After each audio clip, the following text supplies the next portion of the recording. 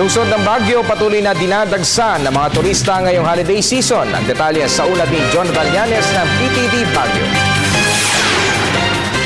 Simula pa noong ikalawang linggo ng Disyembre hanggang sa kasalukuyan, kapansin-pansin ang patuloy na pagdagsa ng mga turista sa summer capital ng bansa upang dito'y daos ang Pasko at maging ang nalalapit na pagpapalit ng taon.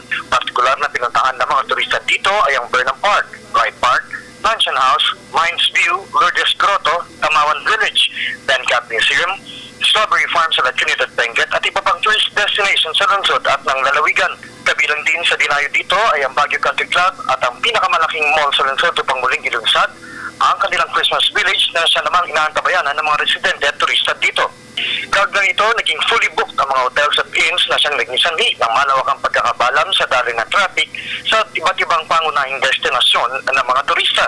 Maging ang mga terminal ng bus sa lungsod ay nagpatuloy sa pamamahagi ng serbisyo sa mga mananakay sa kabila ng bahagyang pagbagal sa pagpapalit-palit ng mga bus. Nagtalaga naman ang Cordilleras Finance ng karagdagang pulis upang mamahagi ng karampatang seguridad at pangasiwa sa daloy ng trapiko. Ikinagilak naman ni Baguio City Mayor Mauricio Dumogan, Congressman Nicasio Aliping Jr. at Benguet Governor Nestor Pongwan ang muling pagdagsa. Nakakang turista, bunga ng malaking tulong ito sa pagpapalakas sa hanay ng turismo ng lungsod at lalawigan at maging ang ekonomiya di lamang sa Baguio, kundi magiging sa lalawigan ng Benguet. Para sa Telebisyon ng Bayan, Jonathan Llanes.